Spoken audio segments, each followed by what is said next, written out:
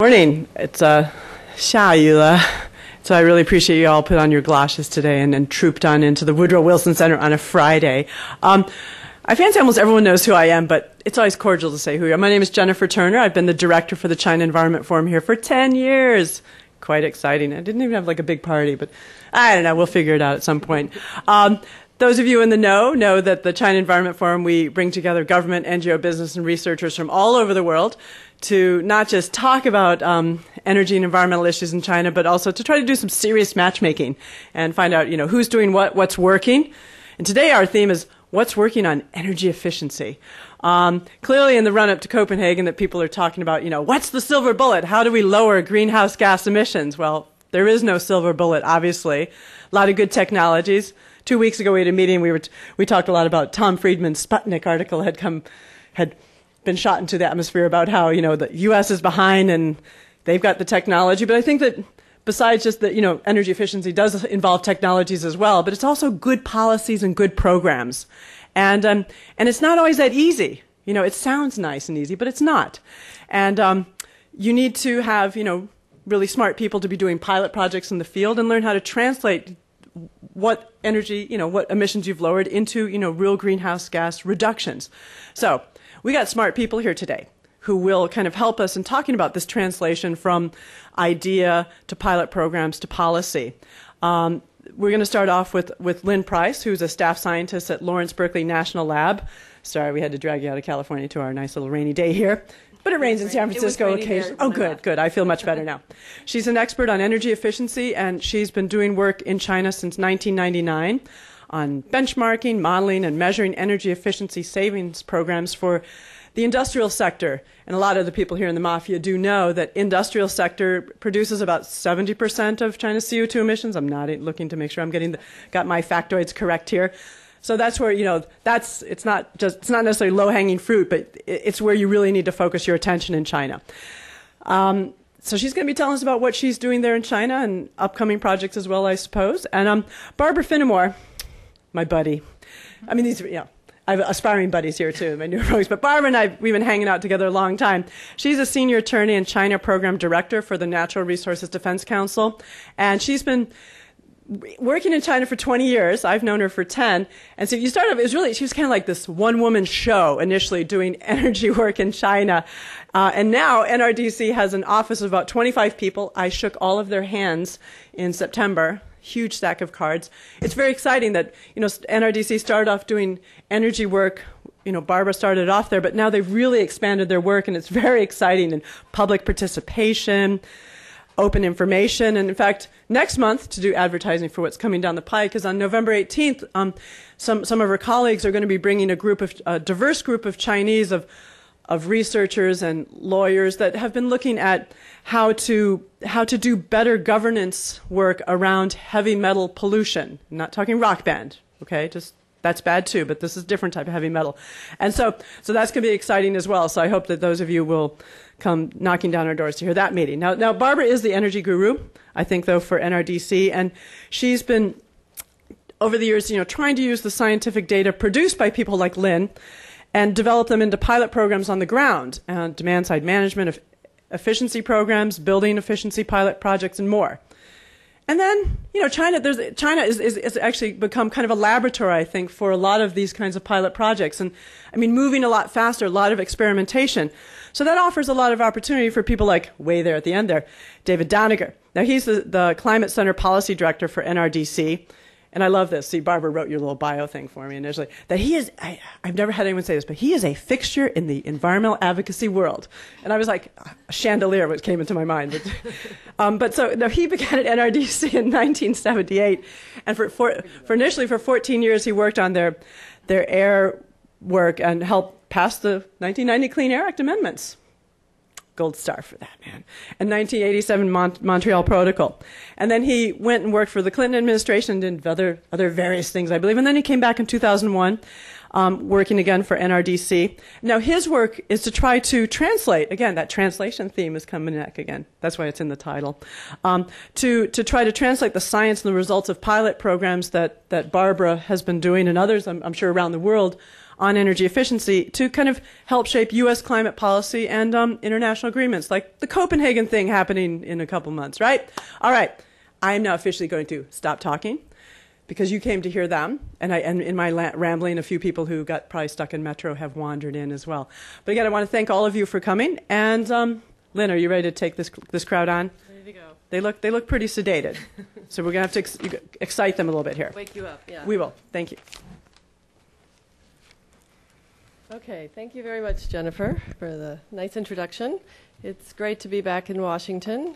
I am always surprised when someone wants to hear about me tromping around in steel and cement plants in China, but I'm happy Cement is sexy. to tell you my story, especially given the increased interest in U.S.-China collaboration.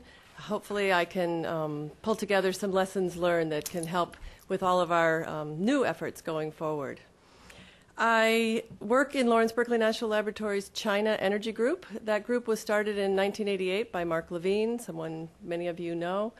And they originally were working on buildings energy efficiency, appliance standards and labels, and energy policy analysis in China. In 1999, I started working on industrial energy efficiency programs in China.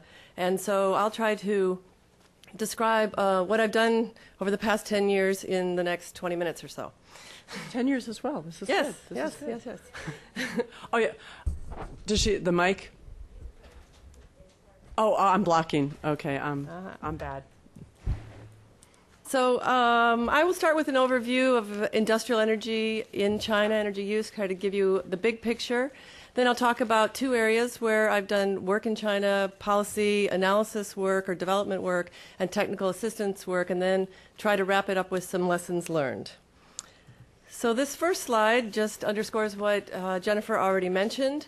It shows China's energy use broken down by end-use sector, so the commercial and residential buildings, transportation and industry, and the main point is how large the industrial sector is as a share.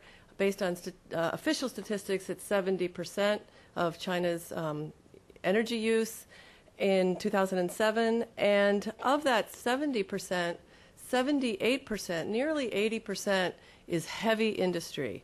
So it's steel, it's cement, it's chemicals, petroleum refining. So the bulk of what's being produced in China is heavy, energy-intensive industrial products. This is in contrast to the structural breakdown in most countries, developed countries. You can see the U.S. in 2007 is about 30% industry. So just to give you the picture that what's going on in China in the industrial sector, it's a very large sector and very much focused on heavy industry. Most people have heard that China's energy-related CO2 emissions surpassed the U.S. in 2006-2007 period. And this chart just shows that, yes, that occurred around that time, and that is because the energy base in China is just so much more coal-reliant than here in the United States. So before you see the energy use was below the U.S., but the emissions are higher. So that points to the difference in the structural of the primary energy consumption being used there.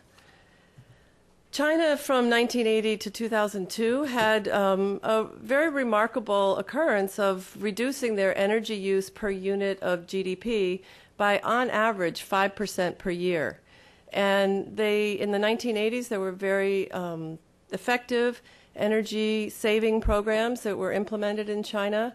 And as a result, they had this very rapid decline in energy over GDP. This story changed in 2002, and energy use actually increased per unit of GDP between 2002 and 2005.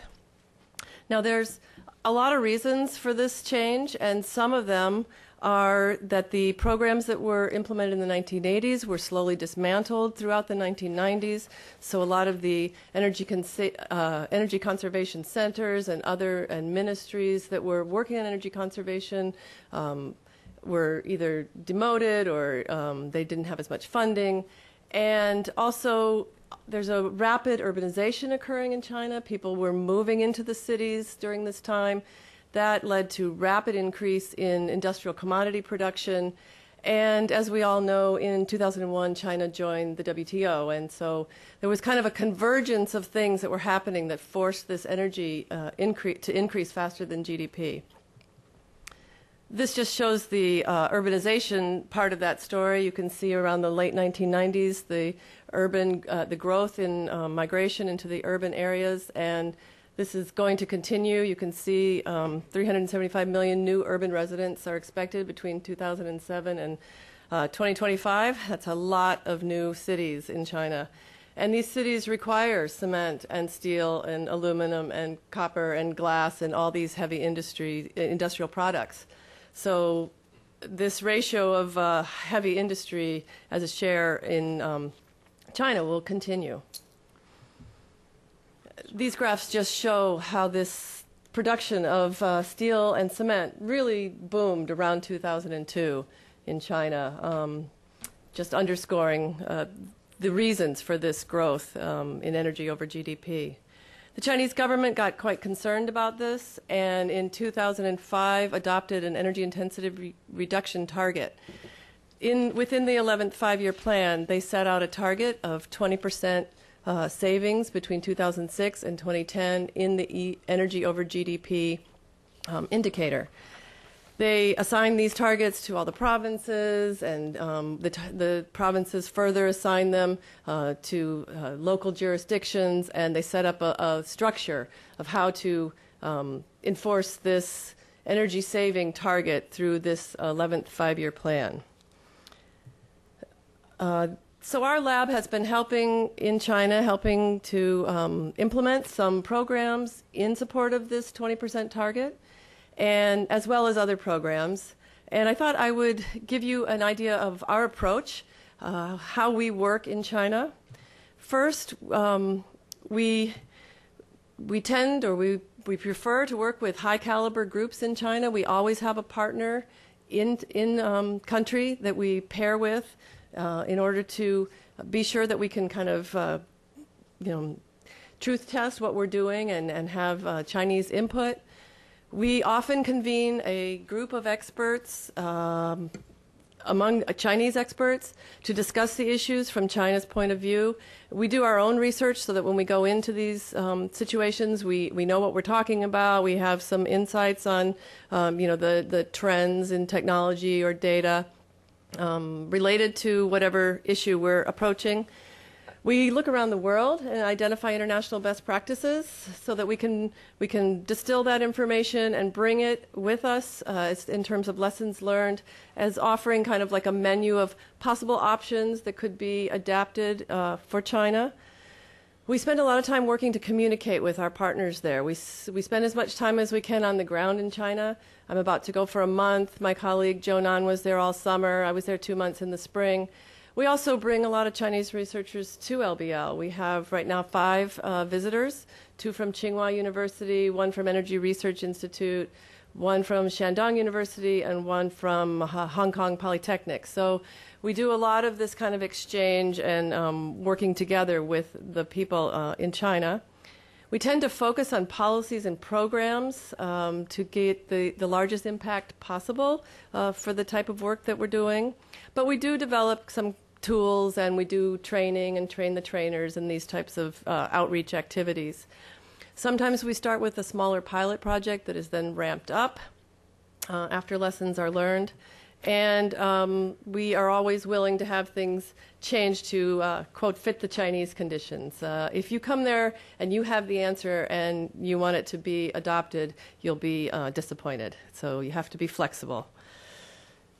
So now I'll turn to 2 areas that we've done some work in. The first is policy development, and the second one is technical assistance.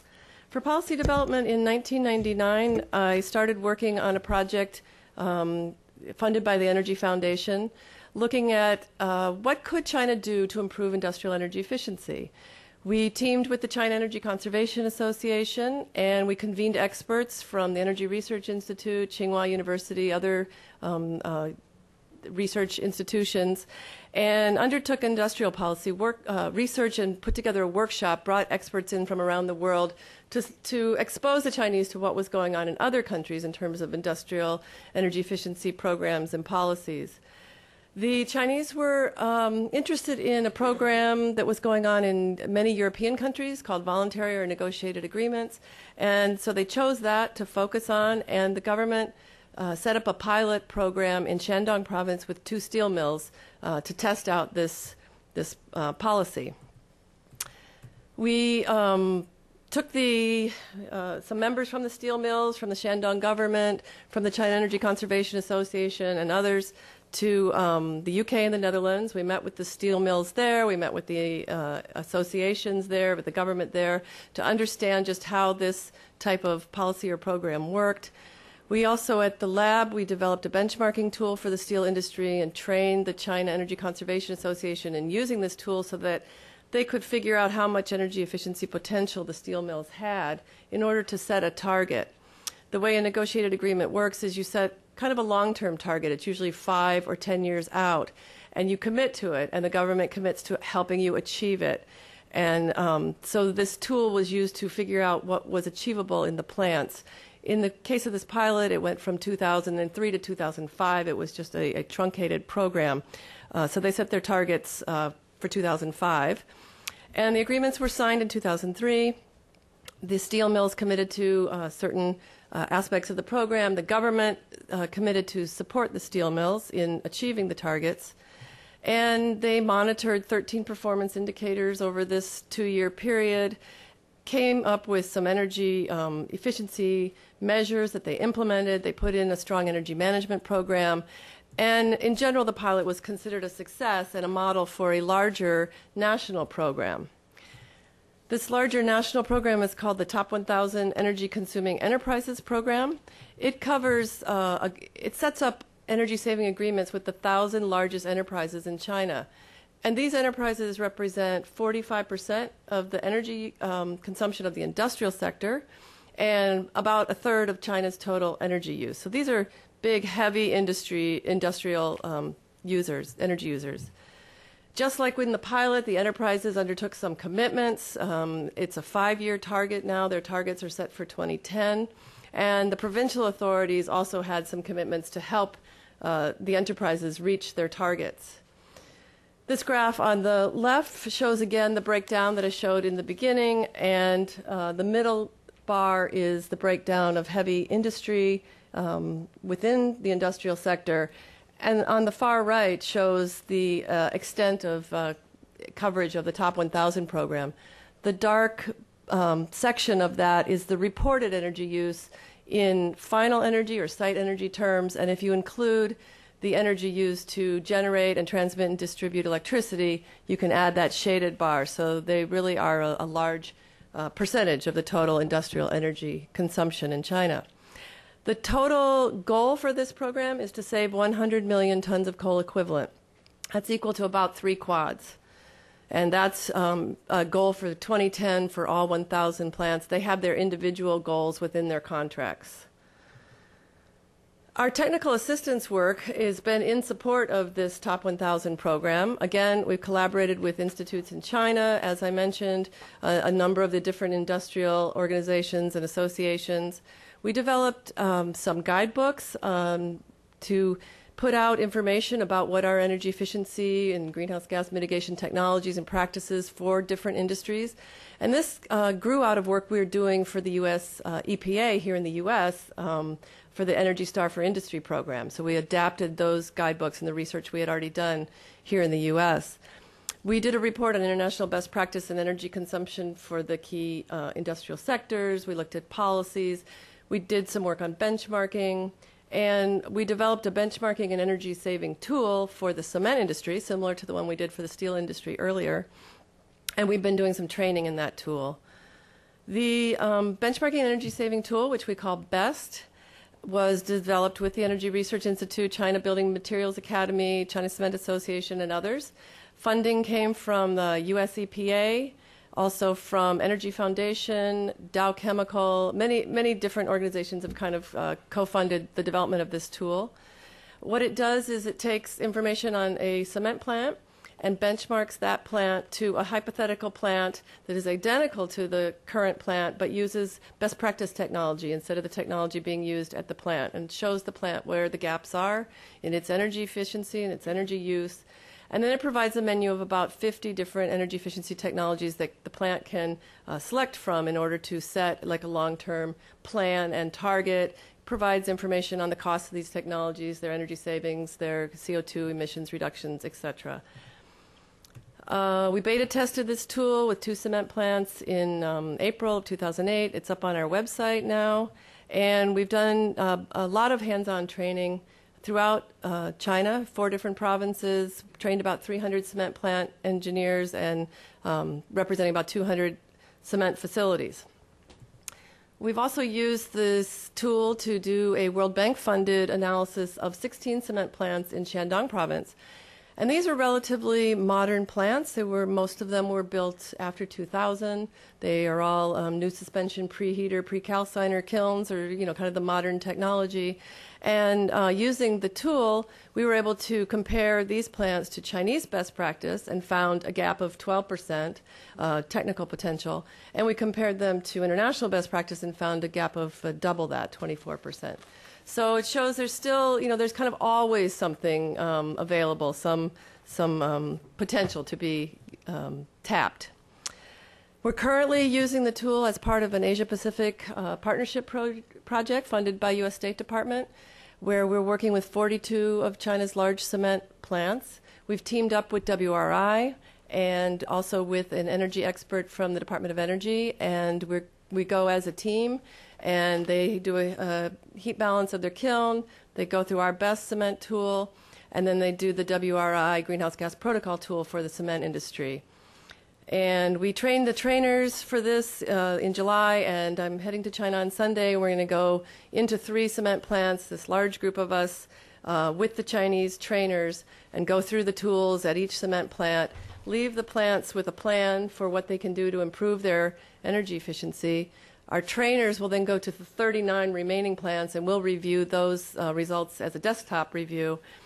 And then we return in a year to see what has happened at the plants, and we're establishing a database of the emissions and the energy use of these different plants. So now, kind of stepping back, what's been happening with the Top 1000 program? It was started, as I told you, in 2006. They had their first evaluation report was issued in 2007, and they showed a savings of 20 million tons of coal equivalent. If you remember, the goal was 100 in 2010. So the first year they got 20 million tons. Second year they were reported to have saved 38 million tons. So they were more than halfway to their goal after 2 years. And I believe, I've spoken with people recently, it seems that this program, they'll definitely surpass their goal. That may say the goal was too easy, that's the way it could be. But in any case, an energy savings of this magnitude and the resulting carbon emissions reduction is, quite impressive. And I think they have some good programs in place to continue this program in the next 12th five-year plan.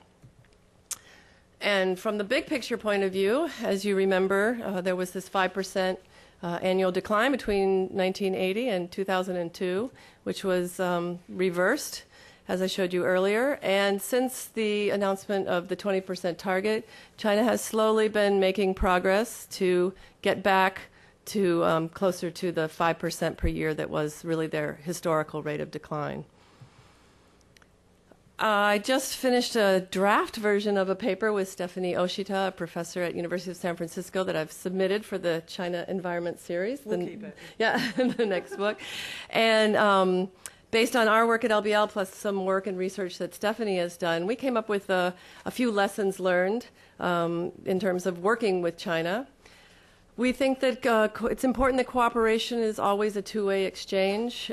You can adapt international experiences, but they have to fit the Chinese conditions. So, projects where people fly in and they have a great idea and they hold a workshop and then they leave, usually not successful. Really has to be a lot of two-way exchange. We think it's also important to work programmatically and connect cooperation projects with Chinese policy initiatives. If you come in with a great idea, but China's very busy working on its programs it already has in place and its 20% target and top 1,000 program, it's not going to be as easily accepted as if it integrates in with things that are already happening and, is value added to existing programs. And successful cooperation involves ongoing working level relationships among international experts and Chinese colleagues. As I mentioned, we try to spend as much time as we can. I know Barbara spends as much time as she can there. She has a staff on the ground there.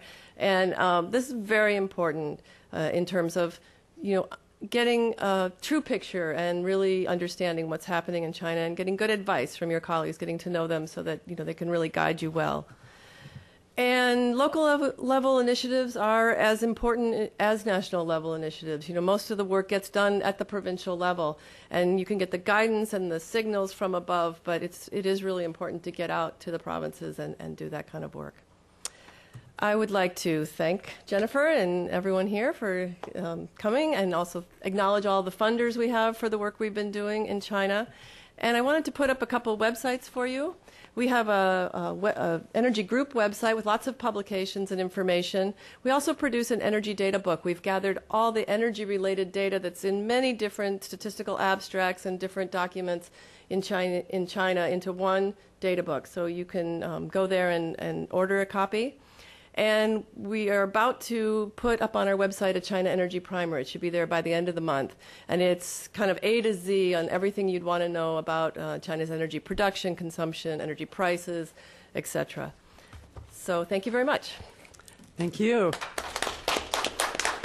See, I always like when people do that, because then I know what I have to then ask my assistant to put on our website to advertise them. So, Barbara, are you ready to? Did you have a PowerPoint too?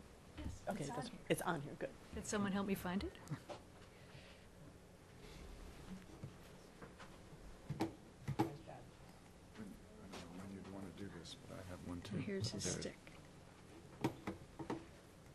Adjusted. Very good.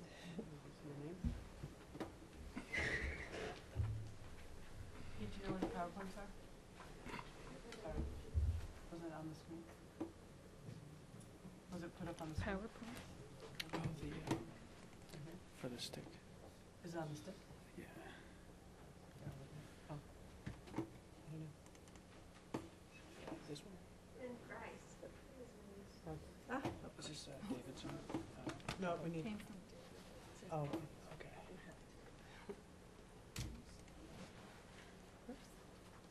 Did he just? You mean David Doniger? Yeah. No, that's better. I can see her better too. Okay. but was it on the stick? No, we emailed Yeah. it to you yesterday. Oh, okay. Oh, yeah, I've got it. Sorry. Sorry about that. Well, Barbara, maybe while we're calling this up, maybe can you say something for a minute about, maybe talk a little bit more about what your NRDC office, or is that part of your PowerPoint presentation, what it's doing? Started, Here. so you don't have to watch us fumbling for the PowerPoint. Good morning, I everybody. thought you were on it too. Can you speak in the mic? I'm so sorry. Good morning, everybody. It's a pleasure to be here and an honor to be a part of the China Environmental Forum. Thank you so much to Jennifer and everyone else who made this presentation possible. And I'm delighted to be here with my distinguished colleagues on the panel, as well as many experts that I see in the audience today. So it's a pleasure to be here with you. My name again is Barbara Finamore with the Natural Resources Defense Council, director of our China program.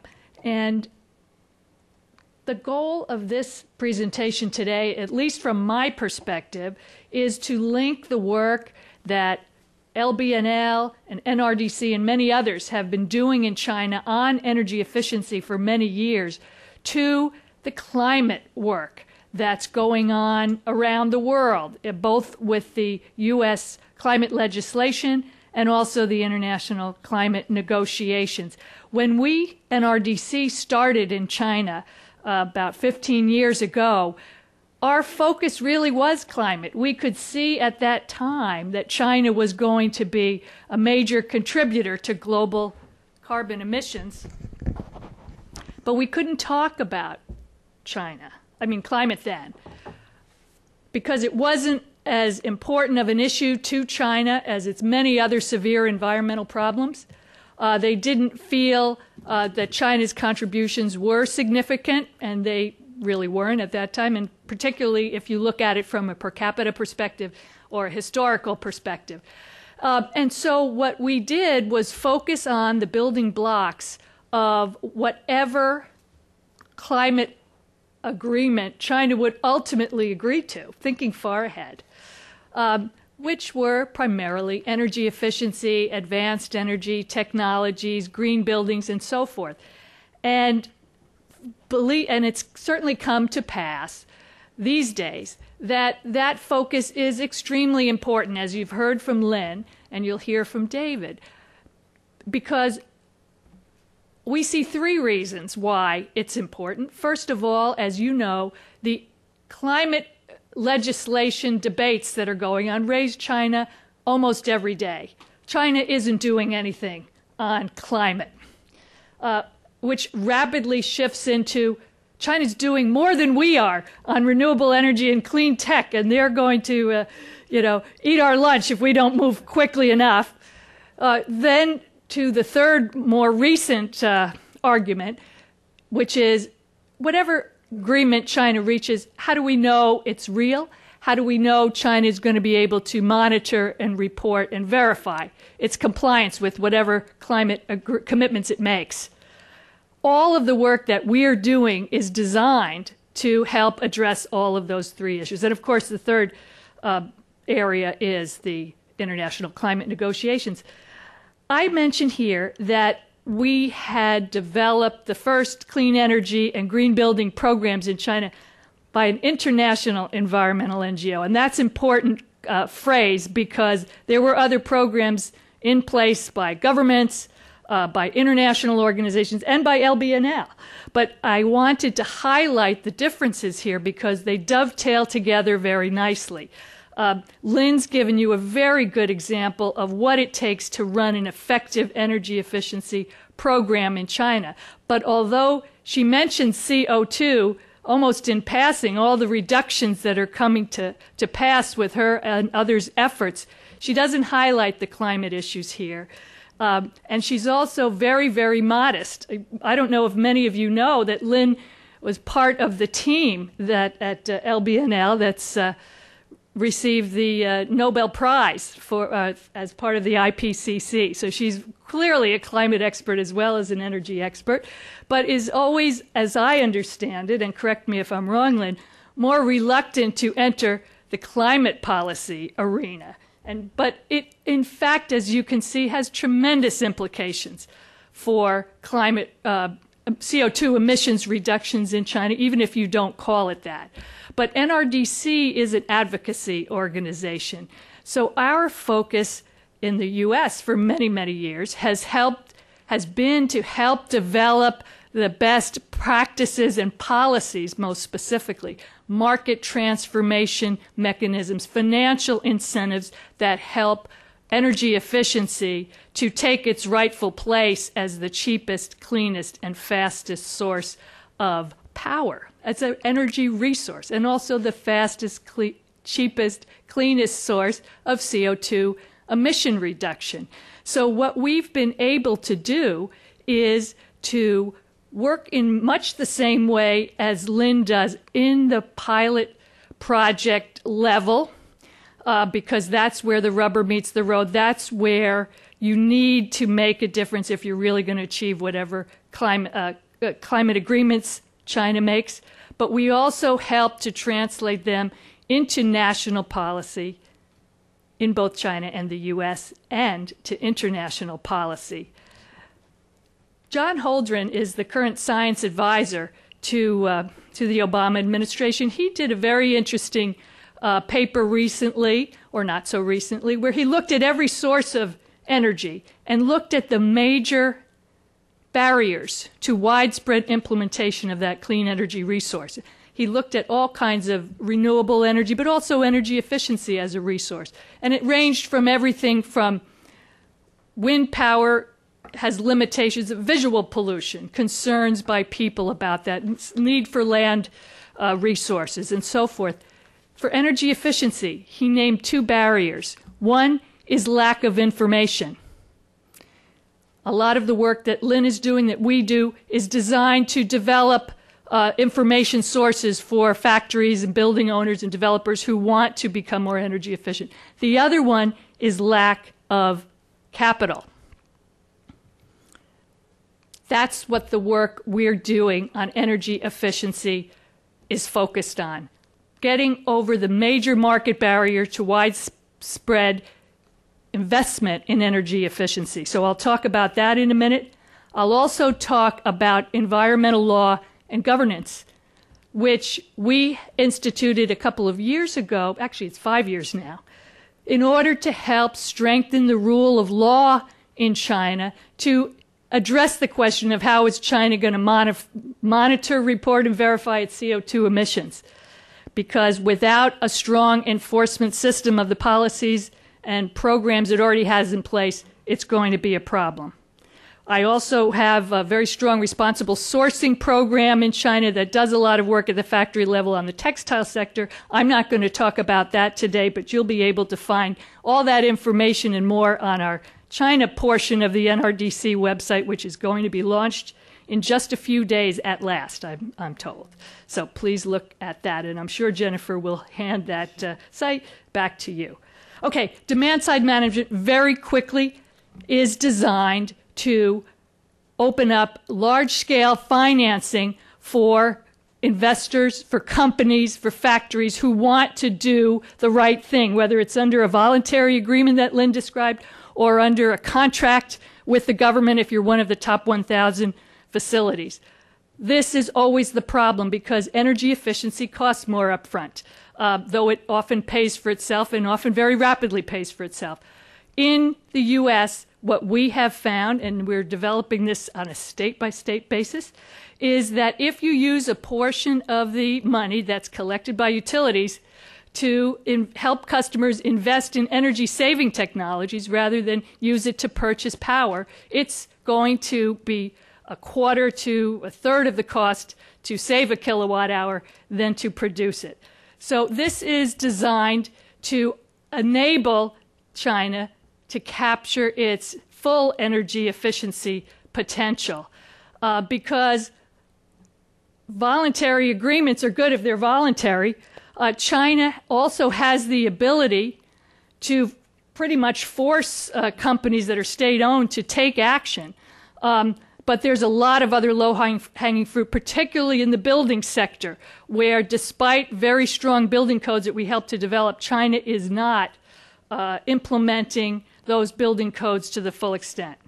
So that's what we have focused our efforts on in China. Demand-side management programs in the U.S. at least have been very effective in helping private companies, energy service companies, to capture a larger share of the market. I see Bob Taylor here, formerly of the World Bank, who worked on path-breaking ESCO programs in China for many years. This demand-side management work dovetails very well with that. So one of the things that we've done, and I would add one more obstacle to John Holdren's list of major barriers to energy efficiency in China. Not only lack of information, lack of capital, but need for capacity building. And that's something that I think that policymakers in the U.S., at Copenhagen, around the world have to understand, that China does want to capture its energy efficiency resources because it saves them money. But it's not an easy thing. It requires this painstaking work at the local level that Lynn was talking about, that we've been doing in Jiangsu province and now in other provinces, to help them set up these large provincial scale demand-side management programs. We set up the first program in Jiangsu province, and I'm delighted to announce that that led to a memorandum of understanding between California and its partner sister province, which wants to be the California of China, Jiangsu, on energy efficiency. That was about 4 years ago. Again, at that time, we couldn't talk about climate.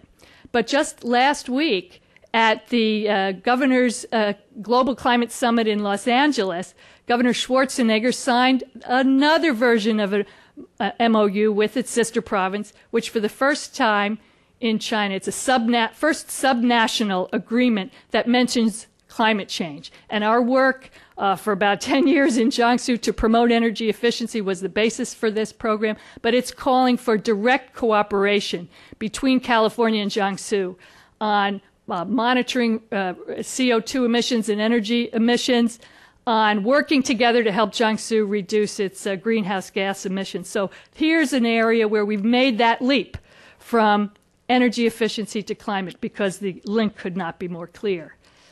Here's just a brief information on how much CO2 emissions our studies have shown could be saved in Jiangsu, how much has been saved already. There's one limit here again. That's not the case in the U.S. In the U.S., states like California, their public utility commissions have the ability to set the rules for utilities that require them to spend. I think in California, the new plan was just announced, $3 billion over the next 3 years on these energy efficiency programs. In China, provinces still need the approval of the central government pricing bureau before they can expand their programs. This is an area where it's very clear that work at the provincial level is essential in order to affect national policy, because the Pricing Bureau is never going to agree to open up the regulatory system for collecting electricity rates to energy efficiency unless they are sure that these programs already work on the ground. So it's a question of if you build it, they will come.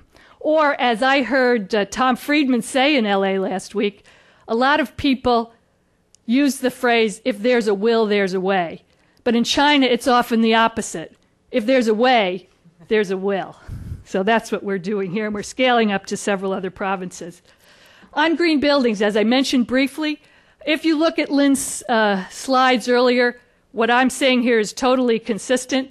Industrial sector as a whole is the largest use of energy in China, but if you combine commercial and residential buildings use, which is growing dramatically in China, together they have more energy consumption than the cement, iron, and steel sectors combined.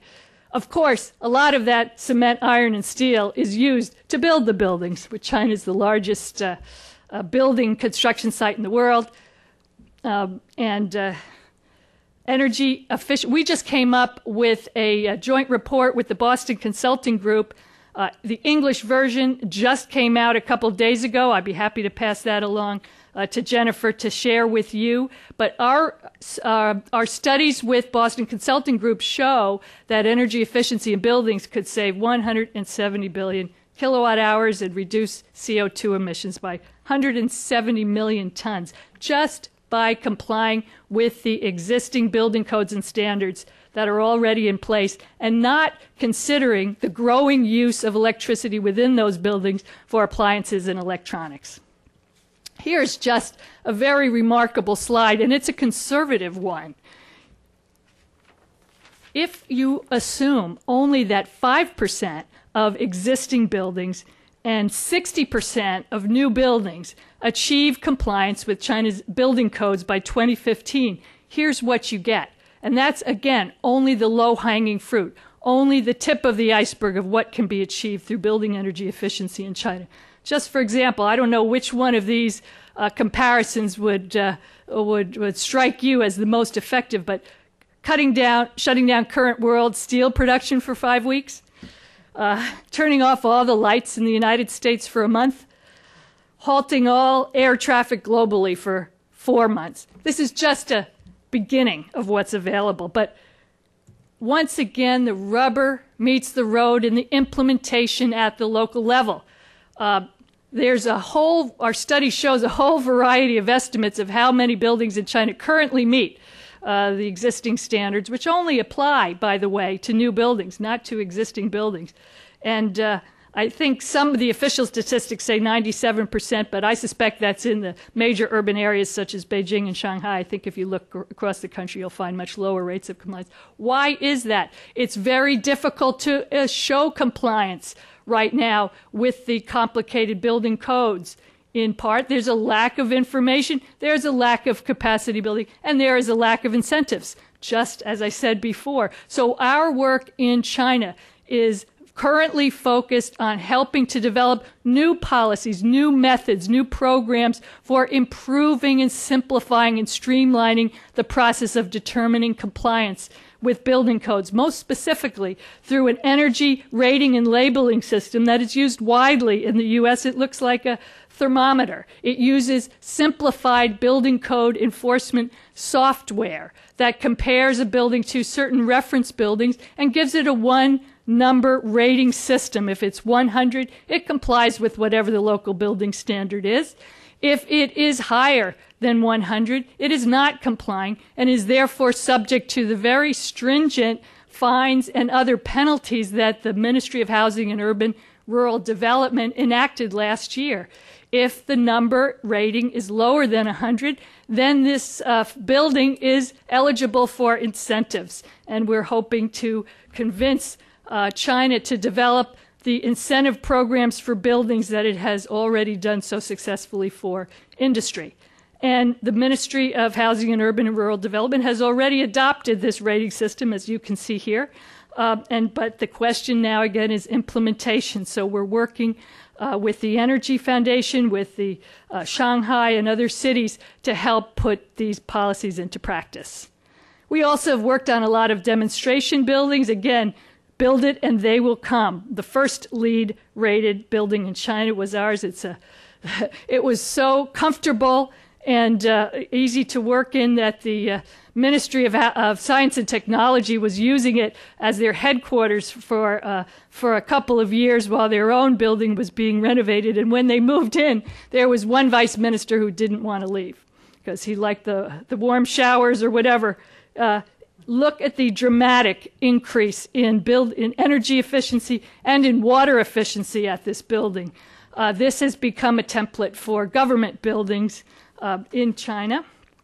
We use several of the same mechanisms to advise the Beijing Olympic Committee to make the Beijing Olympic Village green. It's also LEED certified for neighborhood development, the first such program in China. Working on energy retrofit programs already in Beijing and Shanghai. How much time do I have, Jennifer? Okay. As I said before, I'm shifting now to another area that's different but very closely related. And this is helping to strengthen the rule of law in China. And this, again, like our work on energy efficiency, builds on NRDC's strong capacity in the U.S. We've been leaders for 40 years in the United States on using the Freedom of Information Act, the Clean Air, Clean Water laws for citizen suits to help strengthen enforcement in the United States. And so we're using that expertise in China. And what we're seeing is progress, but a long way to go. I believe that China is starting to realize that it has to give the public a greater role in the environmental decisions that affect them on a daily basis. Because if they don't, they're going to go outside the system. Not a day goes by, practically, that we don't hear about some new environmental disaster in China. People need opportunities to participate, to get their voices known, to get the necessary information that they need of how this is going to help them and what alternatives there are. So here's just a brief description of the work that we're doing in China, both in environmental governance and in rule of law. Rule of law, a lot of training programs for journalists, for NGOs, for judges, for lawyers. We have the only English-Chinese web resource on public participation opportunities, laws, regulations in China. And we're helping China to develop its first environmental courts, which, by the way, have all been put up in areas, 3 new ones, have been developed in areas where there have been major environmental disasters and environmental protests. Rule of law. We are working very closely with China, for example, to strengthen its amendments to its Clean Air Pollution Prevention and Control Act. We have people like Dave Doniger who helped to write the laws in the U.S. It's quite a resource here. But one more thing I'd just like to mention, and this again has direct relevance to the climate debate, the monitoring, reporting, and verification, because a key element of any program for in the U.S., in China, in any country for CO2 emission reduction, MRV, is transparency. And China is moving forward to make pollution information more transparent and available to the public. We are working with Ma Jun, who is one of the leading environmentalists in China, to develop what we call a PITI index. This builds upon the very path-breaking regulations that the State Council and the Ministry of Environmental Protection enacted about 1 year ago to require local officials at the municipal and provincial levels to make certain environmental and pollution information available to the public. This is a major step forward, but implementation is the key. We did a very sophisticated study of 113 cities listed here to evaluate after 1 year how well they were complying, how well they were responding to information requests, how well they were making information available on their websites of violators and compliers. And we came up with some really 8 cities that are doing very good job. And we're hoping to use them as models for many of the other cities who have not done as well, outright non-compliance or semi-compliance. This, as you all know, is happens all over the place in China. But once this kind of transparency requirements take hold, they're going to play a major role in any MRV system that China agrees to. And the other way we're getting at the MRV issue is to help China develop a system for monitoring, reporting, and verifying its compliance with these demand-side management programs that we are helping to set up. There's an international protocol, but as Lynn said, you can't just come in with a program, policy, a protocol that works in another country. You have to adapt it for use in China because the situation is so different. That's what we're doing here. And we think it's a short step from developing an MRV program for energy improvements or energy efficiency programs to MRV for CO2 emissions reductions. Here's some of the programs that we're working on. You can see more on our website. And I should just in closing mention that we are working very closely with another NGO that I helped to set up, the China-U.S. Energy Efficiency Alliance, that helps to bring in expertise from the private sector on all of these issues, particularly the utilities that are leading the way in the U.S. for demand-side management, and also the energy service companies and other consultants who have been instrumental in making energy efficiency a key resource in the United States. So I also want to thank our funders, many of the same as LBNL, but most particularly the Energy Foundation that has funded our work on demand-side management, energy efficiency in China for many years, and the State Department, and also many, many funders and supporters of NRDC. So thank you again. Look forward to answering your questions. Okay. Father. As we're doing, adding the PowerPoint, I should note that the Energy Foundation, who's, their ears should be burning out in San Francisco.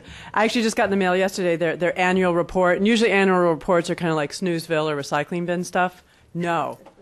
They actually, no, you must read it. You can read it online, but what I found really intriguing this year is that how they've been in China for over 10, that 10-year thing is coming up again, right? Getting that feeling. But that, their grantees, which, you're looking at some of them right here. Really, Energy Foundation has been, they're the force. They are the force that has really been pushing things forward. And I think that this annual report is really talking about really focusing more on the policies and really drawing in the experience of literally hundreds and hundreds of grants they're doing. So you want to look like really smart at the next party to talk about energy stuff in China. Just go get this report, and I think we're good now. Yes. Good. Thank you. I'm David Doniger. It's nice to be here and with my colleague Barbara and with all these great people. And I'm not a China expert, but I'm working on the U.S. legislation. So I'm going to give you a very quick tour through the U.S. legislative situation with an emphasis on the connection to competitiveness issues and issues about China. So I'm an optimist. We're nearing the finish line on passing U.S. legislation. It's been about a 10-year effort. Since I was at NRDC starting in 1978, and from 1980 to 1990, we worked on a 2-year project to revise the U.S. Clean Air Act, which became a 10-year project. So in 2001, we started on what we hoped would be a 2- or 3-year project to pass U.S. climate legislation, and it's nearing the 10-year mark, and it's about time to get done. I was concerned that maybe I would be blasting you, but now is that better? Okay. So we think we're at this point because of a strong public consensus in favor of a clean energy policy. It means economic opportunity. It means job production. It means national security. And, of course, climate change is, compared to 8 or 9 years ago when Americans were ill-informed and skeptical, most Americans get it and understand that the climate is changing as a result of these emissions. So you are here. We have had legislation. The President called for legislation very early on. He's also started using the existing Clean Air Act and other authorities that he has already. The House, at the end of June, passed the American Clean Energy and Security Act, which is a combination of a cap-and-trade program and a clean energy program. And the Senate is working on a similar bill right now. Now, I think things are moving rather fast. The conventional wisdom in Washington has been that the Senate has slowed things down. But after you've been moving at 85 miles an hour, when you slow down to 55, which might be considered the safe speed limit, some people think you're not moving forward anymore. I think we're moving forward pretty fast. And many of you may be aware that last Sunday in the New York Times, there was published an op-ed by Senators John Kerry of Massachusetts, who of course is a sponsor of the legislation, and Lindsey Graham of South Carolina, who is was not counted up to that point as a supporter of acting, but he has joined with Kerry in endorsing the need to pass climate legislation. Now he has his issues and his priorities that he wants to move forward along with it, having to do with nuclear energy and oil drilling, but it is a breakthrough, and it's restored the sense that there is momentum in the Senate. We've been, along with many others, the architects of something that I call the ambitious centrist approach. We need to have ambitious targets. The legislation which is pending before the U.S. is not just a 5-year plan, it's a 40-year plan. And it includes emission reductions to begin somewhat gently in the coming decade, but to make an 83% reduction by 2050, and to build that into U.S. law as a cap that's reduced annually and sends the signals to the marketplace about where we're going very clearly these many years in advance. At the same time, there is a set of tools in the construction of this legislation, starting with the way the emissions allowances, the permits, the certificates that you need to emit carbon pollution. To put a ton of carbon in the atmosphere, a covered source needs one of these emissions allowances. How are they to be distributed? Who are they given to? Who has to buy them? And if they're given for free, with what conditions are they given? To whom are they given? There's a lot of potential here to protect consumers, to promote technology deployment, to give transition assistance in areas that are concerned about, to businesses that are concerned about what's going to happen to them. I'll focus in a minute on the energy-intensive, trade-exposed industries, to fund international engagement. And there are also a set of cost control measures, partly that can be implemented through the use of these allowances to dampen the risk of price spikes, to provide some security about what things are going to cost. So, as I mentioned, there's strong environmental targets in this legislation. The House bill has a 17% reduction from 2005 levels to be achieved by 2020, and then, as you can read there, the deeper cuts later on. The Senate bill, introduced by Kerry and Boxer, boosts the 2020 reduction to 20%.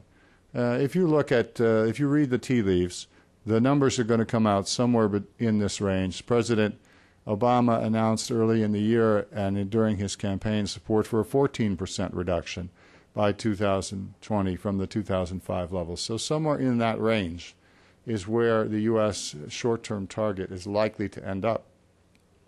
And there are complementary standards, vehicle emission standards, clean fuel standards, building energy efficiency measures, industrial energy efficiency measures, all built into this legislation. So I want to focus in this particular audience about the issues which pertain to competitiveness and the comparability of action between major emitting countries.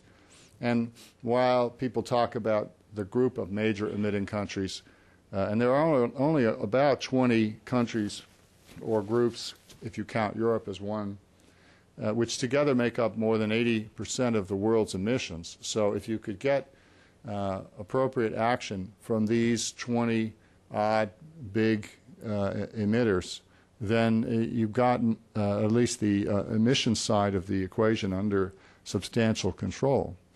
But within that group, there's concern about developed countries about what happens to their industry and their jobs and their emissions if there is a gap between the levels of effort which are required in our countries versus key developing countries. And as Lynn and Barbara and others have pointed out, that almost always means China, first and foremost.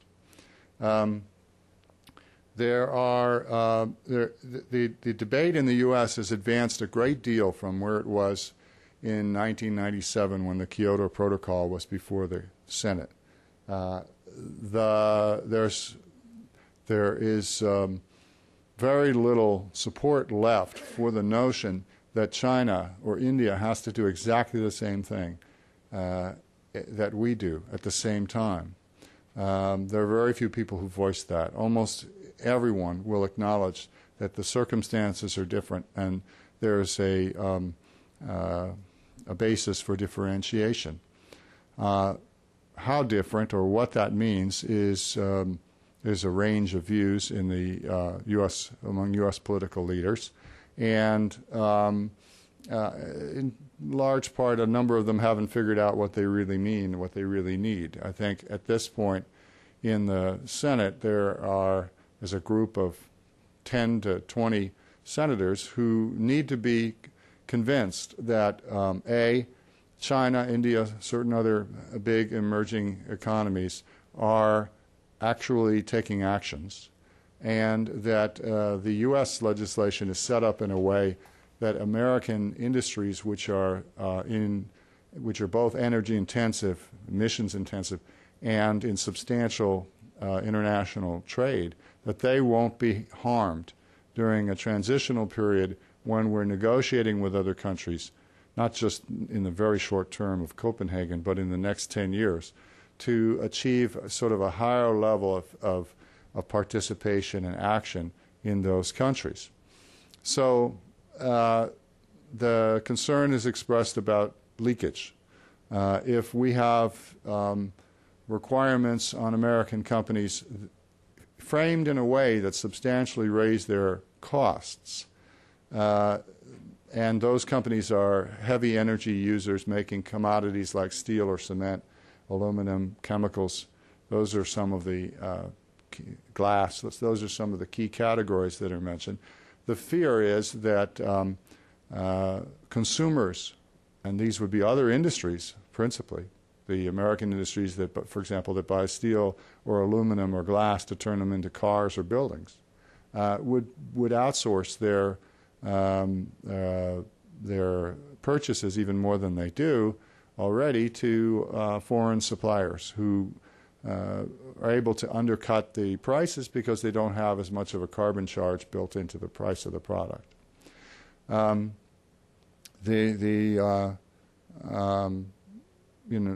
been convinced that this is a legitimate concern, and it is not a matter of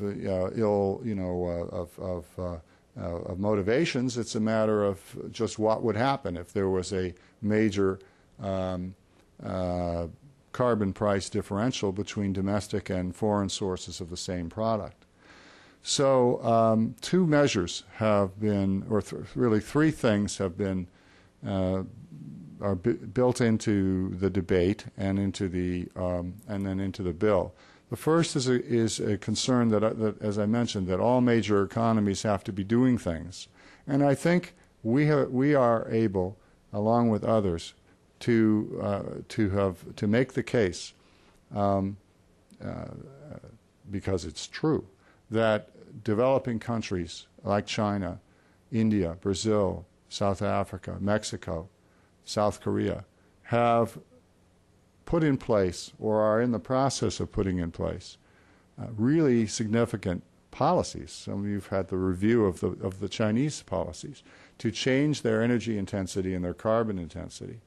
And in Bali, in the negotiating session held in December of 2007, the developing countries moved off of a rigid insistence that only developed countries have to take actions and developing countries don't, to a more nuanced position that allows for developing countries to be not only to be taking, but to be required to take or expected to take certain actions, of course with financial assistance. And the negotiations that are ongoing now and are frankly in a very difficult position are about working out what the developed countries and developing countries each will do and what the financing arrangements will be. But the rigid distinction that only developed countries are supposed to be acting is gone, and this is to some extent being appreciated by American senators and political leaders.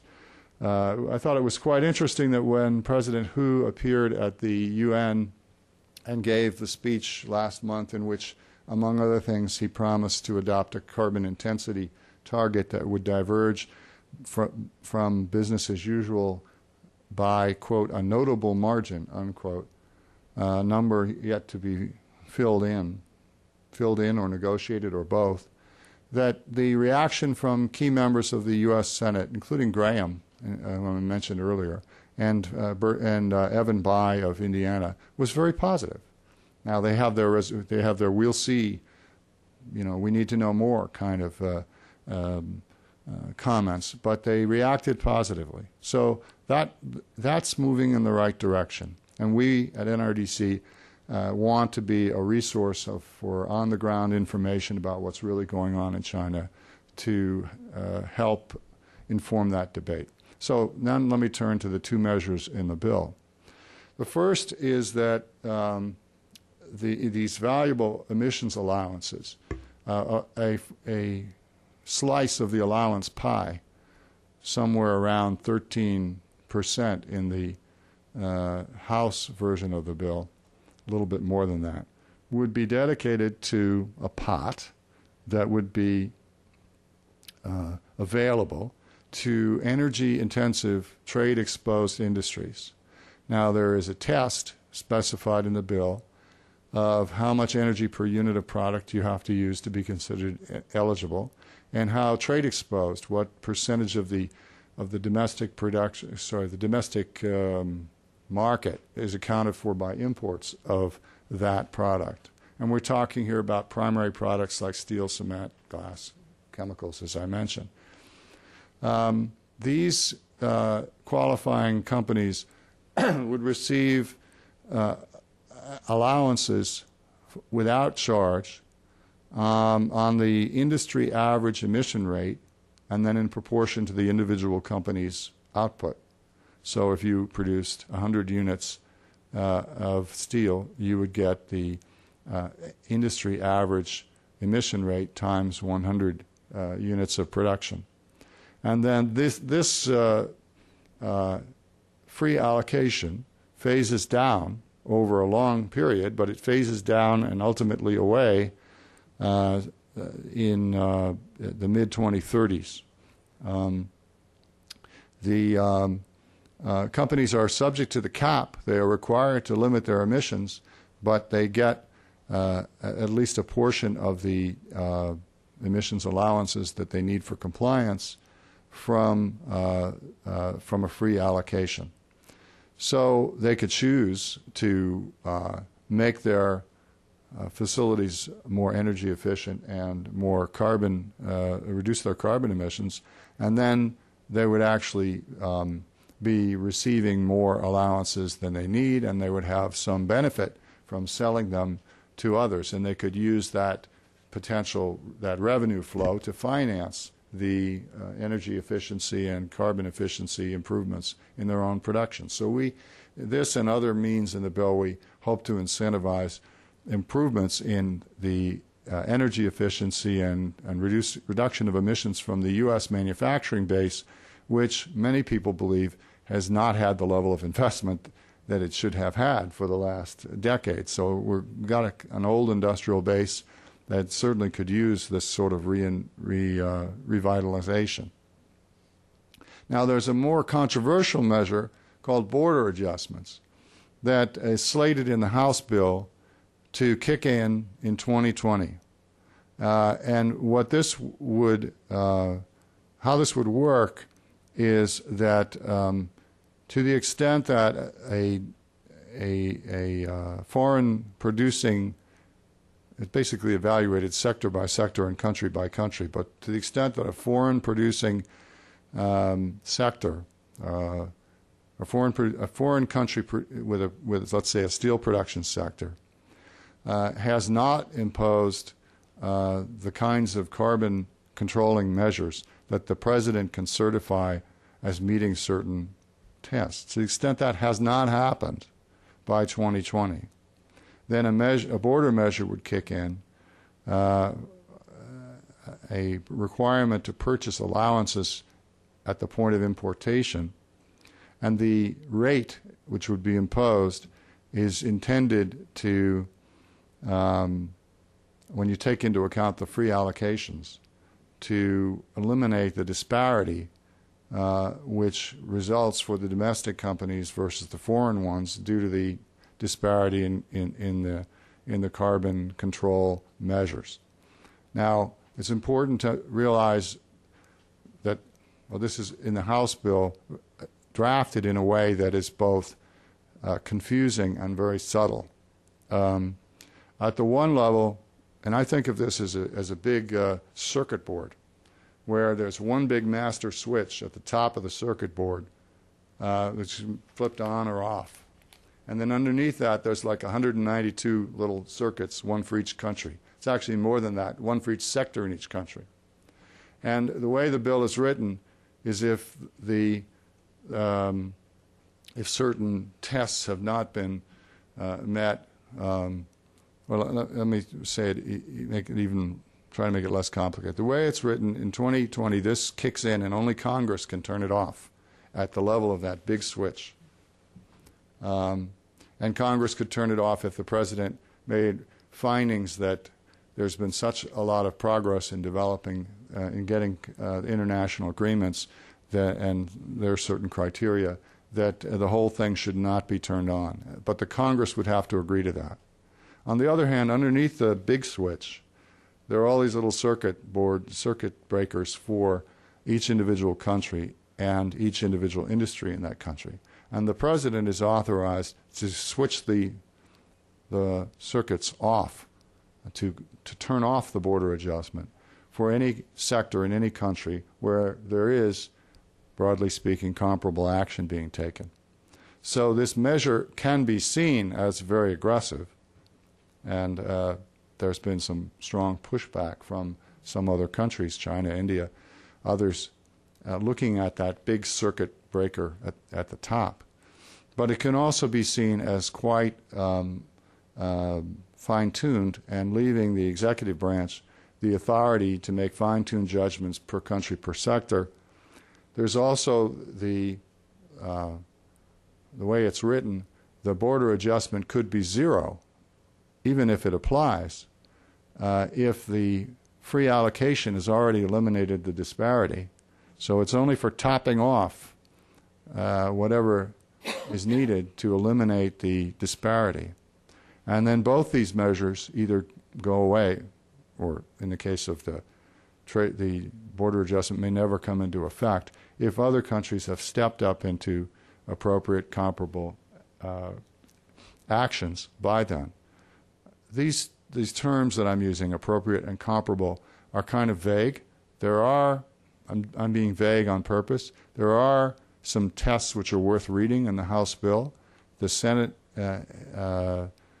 Finance Committee will have the primary jurisdiction to take a cut at this in the Senate, and we don't know for certain yet in what ways they might tinker with this arrangement. I think the basic arrangement is likely to be followed, but they might have different views about the size of the free allocation, about the conditions that are specified for comparability or appropriate action by the countries, and we have to work all on this. There are a lot of there's a lot of lobbying going on as advocates of free allowances look to pad their accounts. Some might say get over allocated, and as others push back on that because there are advocates for using these allowances for other industries and other public objectives, such as, for example, funding the international engagement components of the bill. So I have sort of already addressed this. We really do think that, I want to give one example and then I'll conclude. We really do think the American industries and the American labor movement have a valid concern about the competitive impact, the leakage impact that would come if you imposed caps on the American companies. They're not yet, and it's not appropriate to have the same levels of control in every country at the same time. But there would then be differentials that would lead to this leakage. So we do support the basic idea of the free allocation for the transitional period, and we also support the border adjustment, assuming that it has the kind of design that I described, including the fact that it doesn't come into play right away. It would come into play in 2020 or later. But there are advocates in American industry. The steel industry is prone to this. The steel industry, one of the representatives of the American iron and steel industry met with us. When I say us, NRDC is a member of a business environmental coalition called U.S. Climate Action Partnership that advocates this legislation. And the head of the Steel Association said, you know, you're volunteers, but we're draftees. And it made the point that they were against the legislation. But there is, for example, this statistic that is often quoted, that Chinese steel production generates 2.5 tons of carbon per ton, while U.S. Steel production generates only 1.2 tons of carbon per ton of steel. It's actually true, but there's a story underneath that, which is pretty important to understand. And I've cobbled together here one of Lynn's figures, and I believe the comparable data that David Cohen and Tanuki helped collect for us on U.S. steel production. And the important thing to see in this slide is that the Chinese steel production is predominantly from virgin ore. And the American steel production is only about 40% from virgin ore. Well, why is that? Well, first of all, what difference does that make in emissions? The recycled steel industry produces a lot less carbon pollution than virgin steel production. And so what accounts for the difference here? Well, the United States has had a steel industry for 150 years. And as a result, there's a heck of a lot of scrap steel around. And we are making 60% of our steel from steel we used once or twice or 3 times before. The Chinese market is structured differently. They don't have as much scrap steel. They have much higher percentage of virgin steel production. And that accounts for the difference in the average emissions per ton of steel. Now, the total emissions, the average emissions in China are higher. The total emissions from Chinese steel production are higher. But we do have to understand the structural reasons and the historical reasons why that's so, and take that into account in deciding whether in the future, whether the Chinese steel sector is doing what it should in comparison to what the American industry is doing. That's not to say that the Chinese can't and shouldn't make improvements. They have tremendous capacity, tremendous capability to make improvements, and we ought to be cooperating. And I know there are a lot of efforts to make that happen. But it's important for us to bring this kind of information to bear, to take the exaggeration out of advocacy here in the U.S. So with that, thank you very much, and I look forward to discussion 2. Okay. Thank you so much. We can say this was a timely talk today. All right, I'm going to open up for you all to have questions. I have two research interns with microphones. We got Natalie. Raise your hand and make sure you say your name and your affiliation, not or. Sure. It's up at the top, Ellen. Okay. Do I have a hand? Oh, there we go. Hi, I'm Ken Vincent from EIA. I have a question for Lynn Price and a question for David Doniger. For Lynn Price, the last slides of David's presentation dovetailed with what I wanted to ask you. The core element, or the biggest element of a country's carbon profile vis-a-vis steel is the production process, and I was wondering if you had any thoughts as to when domestic scrap inventories in China would get to a critical mass to where new builds in steel would be electric arc furnace, and whether is there a year that you foresee, 2020, 2030, when your average new steel plant in China will be an electric arc furnace plant? And then I wanted to get Mr. Doniger's comments on carbon markets in China. Most of the Waxman-Markey cost estimates per family, where they say like $200 a family, are based on being able to buy carbon offsets from developing countries. But if developing countries take action, that would lead one to believe that the carbon price would be escalated, which would make it a lot more expensive to buy those offsets. So that seems like kind of a dilemma. I'd like to get your comments on that. David, if you'll answer first, I'm going to look up something. Okay. Well, we think that actually the carbon market provisions, the sectoral offsets provisions in the Waxman-Markey legislation are designed in a pretty smart way. And the notion is that some level of, the baseline should be determined by some level of effort in a given country. And then credit would be given for going, not for every improvement over where we are today, but for improvement over that baseline level of effort that's sort of expected of them.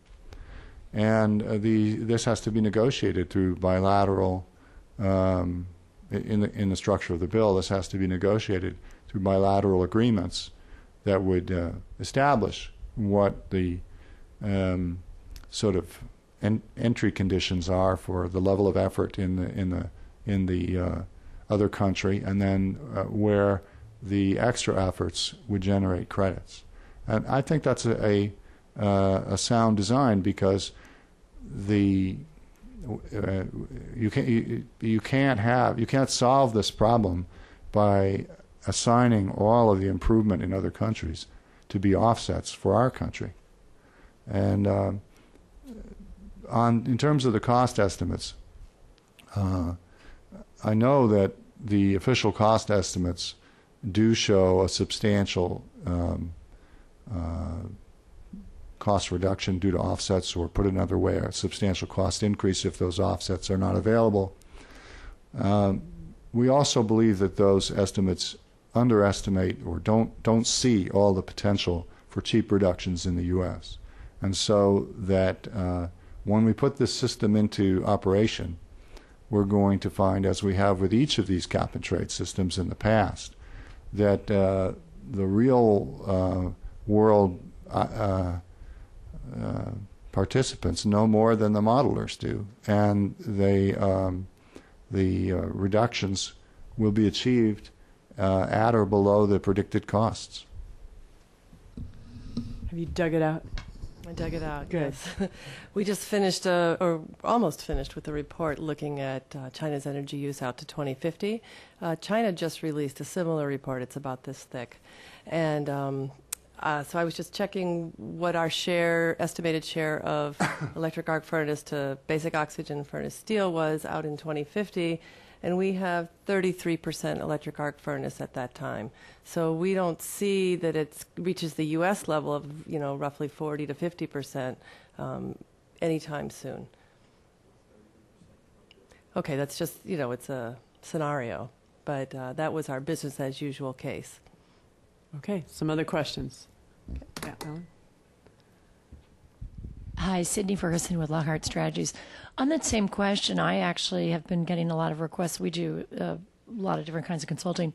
And I understand that the Chinese are actually exporting a tremendous amount of scrap steel from both the U.S., Canada, and any suppliers that they can really find, in a way in which some suppliers in the United States who need to get that scrap metal, scrap steel, are now, the prices are going much, much, much higher, and it's becoming a problem. I just wondered, that doesn't necessarily seem to be factored into what you've got, but again, it's because they're producing so much from virgin sources. But do you have any indications along these lines too, or have you factored any of that into whether or not the United States will then be put in a position that they'll have a diminishing supply of scrap steel to use?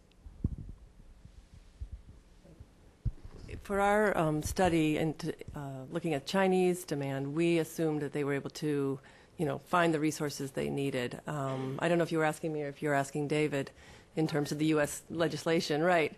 I think it brings up a bigger question that, when we look out to 2050, our base case, as China's base case, is that their energy consumption will continue to grow. There is no peak seen in energy consumption between now and 2050. There is a peak in carbon emissions that's coming, I think it was around 2030 in the Chinese study. But China will be searching around the world not just for scrap steel, but for many of these resources. David, anything to add? Nope. Okay. Some other questions? Oh, right there. Thank you. Good morning. Tyler Suiters with Clean Skies News. David, question for you. You mentioned the 10 to 20 senators whom you feel you need to convince that China and India are taking measures already toward emissions reductions. What are the prospects? What are you doing to reach that goal? And is this more of an ideological problem rather than one of practicality? Well, I do think there are senators who are unreachable.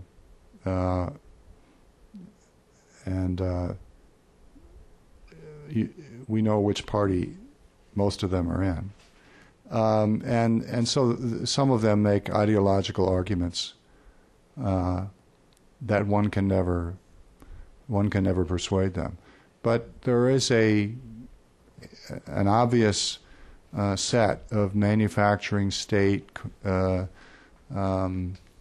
members, 10, for example, who signed a letter under Sherrod Brown's leadership outlining these competitiveness measures that I described, including a third one, which is a proposal from Senator Brown called Impact, which is for industrial energy efficiency, a funding mechanism for industrial energy efficiency investments. They've said those three things are essential to have in final legislation, and Fortunately, they are in the House bill, and they have every prospect of being in the Senate bill. So I think we're working with them. We're working with others who have expressed the concern that China and other big industrial developing countries need to be doing their fair share to help them know through events like these and other forums that we are participating in, and one I think that we're hosting next month up on the Hill, to get the word out about what really is happening in China. Now, the Chinese are fully capable, and the U.S. government are fully capable of communicating to the senators, too, about what they're doing. But in a sense, we're validators and providers of more detailed information. And I think that these members, for example, the 10 members who signed Brown's letter, it was misread initially as shot across the bow. I think it was a list of doable things that get them to yes. So I wrote a blog entry called "Getting the Brown Dogs to Yes," and I think that this is doable. So you can get beyond 60 votes with the gettable Democrats, which is essentially almost every one of them, and the gettable Republicans, which are a smaller number, but especially with the emergence of Lindsey Graham, there's a significant play of Republicans who want to vote yes. I want to leap in real quick because I'm the chair. And I'm also, some of you know I'm a little bit obsessed with cement.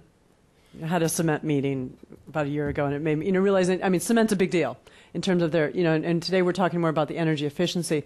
But of course, I'm also concerned about just the particulates and the pollution that they generate. Now, clearly improving their energy efficiency means that they're using less coal to do their work. But in the work that you two are doing, I think maybe this might be more for Barbara, that you're working with them on to measure and report in terms of their energy efficiency. Is any of your work, some of this you said is going to be transferable to looking at CO2. What about the other types of emissions that come out of these nasty plants? Thank you, Jennifer. China already has regulations for reducing or regulating emissions of particulates from sector-by-sector industries. Those are the large particulates. But, of course, recent studies, not so recent studies, have shown that it's the very small particulates that cause the most impacts on human health. And so just last month, as I said before, NRDC has been working very closely with the Ministry of Environmental Protection on comments, helping them to draft the amendments to their Air Pollution Prevention and Control Act. We just submitted a book about this thick of comments in Chinese, which means people will read them. And apparently that was very much appreciated. So we met with the head of the Air Quality Division of Ministry of Environmental Protection last month, and they asked for our help on a whole range of new regulatory programs in the air quality area, including development of new regulations on the pollutants they haven't yet addressed. So that includes the PM 2.5. It includes toxic chemicals, which have been the subject of so much concern lately. It includes mercury and others. And so we're hoping to sign they requested us to sign a MOU with the ministry that's going to, in the 12th five-year plan, include a step-by-step program for addressing a lot of the other pollutants that come out of these cement factories and others. But I would think, too, that the relationship that you have been building with, working with the cement sector, that this kind of work, it kind of bespeaks what you're saying, that you're working with them on the ground. And this is tough, that this is this next step, but I feel like it's going to help you to do this work, too, right? That's right. Okay. Sorry. China also, their cement sector is made up of rotary kilns that are more modern and vertical shaft kilns. And these vertical shaft kilns are probably the worst polluters of the two. And they have a very strong government program to close those kilns down. It was difficult for a while to get them closed down because cement production was growing so fast, but we are still seeing a shift now with the capacity of the new rotary kilns surpassing the capacity of the vertical shaft kilns. So they are being closed down. Okay, my curiosity satisfied. Okay, another question. Ryan Huber with UN Foundation. My question is for David Doniger. China has often said that about a third of their carbon emissions come directly from the kinds of things that they produce and then export. And I understand that's probably not something that people are hearing on Capitol Hill right now. But the question is, at some point in the debate, will there be a back and forth about whether we should be looking at the carbon where it's produced or at the carbon where it's used? Yeah, I don't foresee that. I don't foresee a transition to that kind of an accounting base.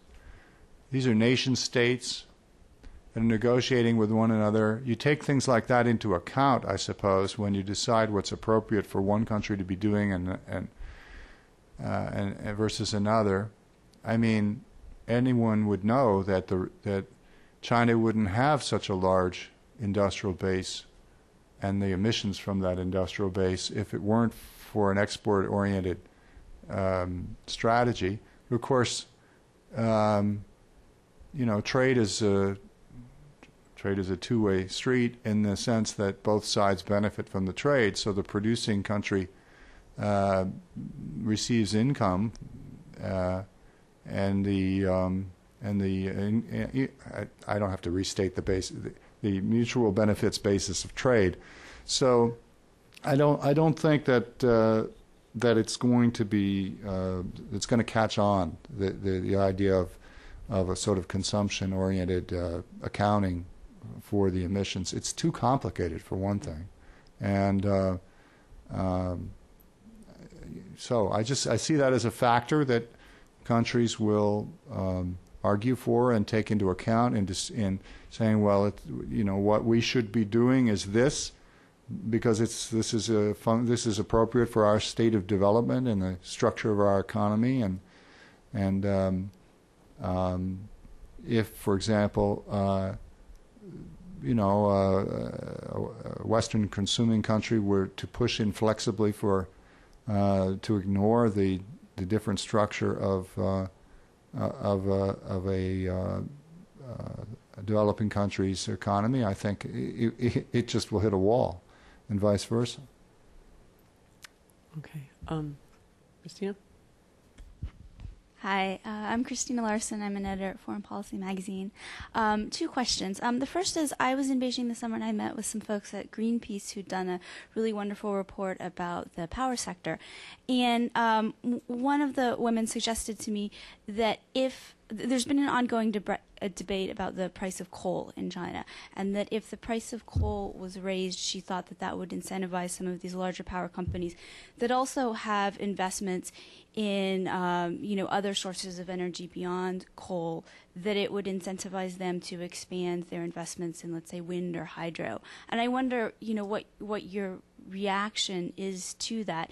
And then the second question is, when you're trying to communicate to folks, especially in Washington, China is doing things. It's important that we not let, concern or doubts about China be what holds up the climate bill in the U.S.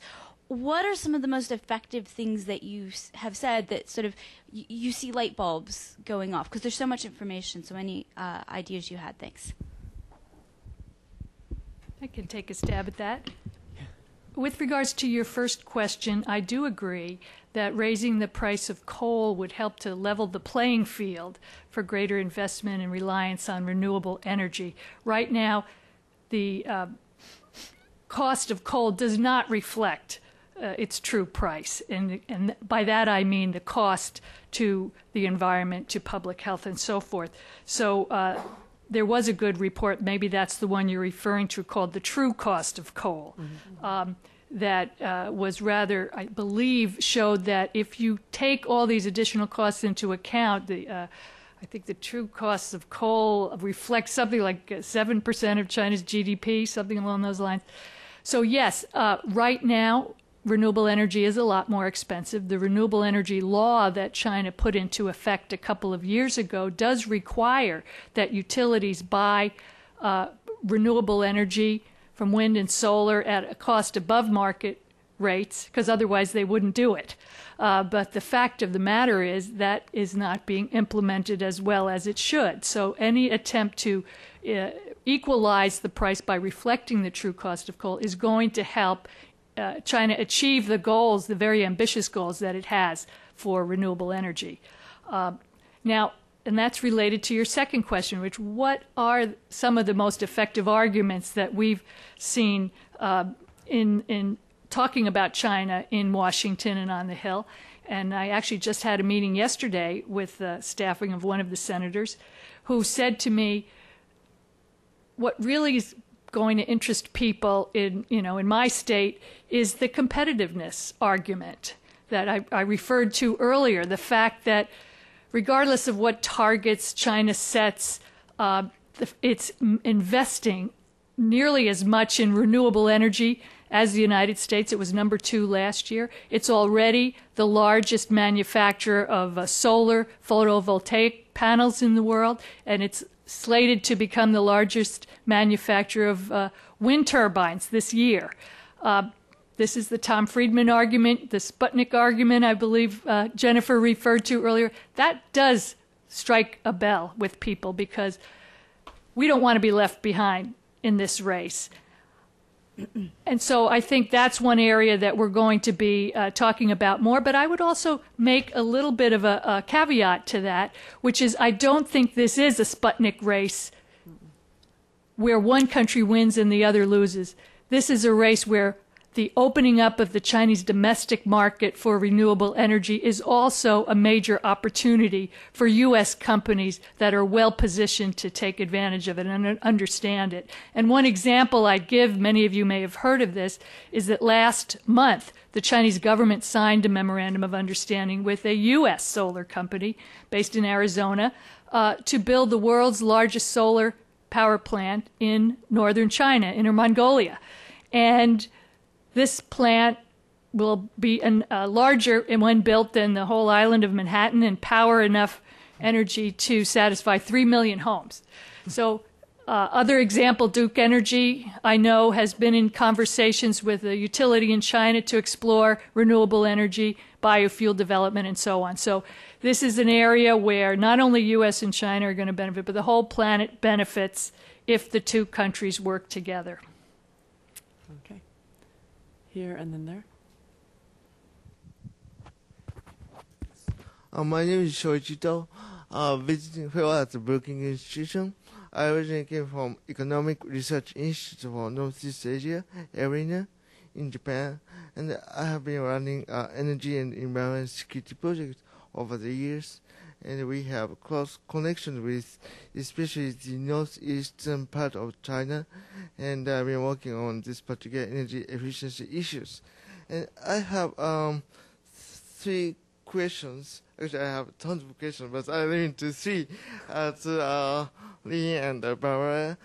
First of all, I'd appreciate if you could elaborate the current state and the prospect of the IP issues. Many people talk about that intellectual property issue is one of the most serious bottlenecks to enhance technology transfer from developed countries to China. But some people say that, well, there are many ways to solve it. We can make business in the field of maintenance or diffusion of new technologies will simply enhance new dimension of R&D, etc., etc., etc. So what's your opinion about it? And the second question is, there another serious bottleneck when we talk about the future of promoting energy efficiency. China is the complication of center-local relations in China. And some people argue that local governments are getting more and more power to reject pressure from the center. But as Thomas Friedman stated the other day, well, if we look at the broad picture, China is introducing more and more advanced laws in some respect to go forward a green economy. But my question is, what do you think of the current state of central grip of local power when enhancing all sorts of energy efficiency specific measures? And the third question is that I just wonder if LBNL and NLDC have any specific concrete projects in collaboration with Japanese agencies, NGOs, private companies, because both American and Japanese companies are so much interested in expanding clean energy market in China. And, well, after listening to all the presentations, I came to a specific conclusion that both countries share exactly the same assessment of the current state of China and its potential. Of course, down the road, American and Japanese companies may be a competitor, but now we are standing at a specific stage to just expand or more opportunities toward the next steps. So for the time being, I think it's worth to enhance a kind of trilateral cooperation framework in this particular field. Thank you very much. Okay. Okay. Lynn, going to leap in there. Well, I really don't have very much background on the IPR issue, or I haven't, followed it that closely. But I do know that this summer there was announced a joint research and development center between China and U.S. And the idea of this center, I believe it was Secretary Chu that announced it when he was in Beijing. The idea of this center is so that China and the U.S. will jointly develop new technologies and share the intellectual property to try to avoid this issue that's come up in the past. Regarding the central local government issue, I also don't know that much about it. The only thing I do know is that under the 20% target and under the Top 1,000 program, the local authorities do sign these responsibility documents that, say that if they don't reach their target, they aren't eligible for promotions and awards and those types of measures. But that's really a surface answer I can give you. That's all. I'm going to really interject know. one little Yeah, factoid. please. We did have a nice Chinese lawyer talk about the the revised energy conservation law that, and I'm sitting here waiting, that said that if at the end of the most recent 5-year plan, that if provinces don't meet the energy efficiency targets, the governors of the provinces will lose their job. Mm-hmm. It's a unique example of really the plan and a law converging. Mm-hmm. And so I'm sitting here, I'm waiting. Yeah, We're always my binoculars. Who's losing their job? But again, that I think that's, and in a lot of my meetings over the years, we do talk about those naughty local governments. They're not all bad, but really that the way for doing incentives. And I feel that in the energy area, that some of the best tools and a lot of freedom, a lot of international organizations are involved. I'm a little less optimistic on the water area, that has not happened nearly as fast. And it's crucial, but I think that it's an excellent question that, I don't mind people asking it because it helps us get our hands on the pulse. Mm-hmm. Okay, now you can keep talking. Well, that's okay. Thank you. Regarding cooperation projects, I don't have a lot to say about that, but you were asking if we included other private sector companies. And as I said, we mostly work on the policy programmatic level, but we do put together these technology guidebooks.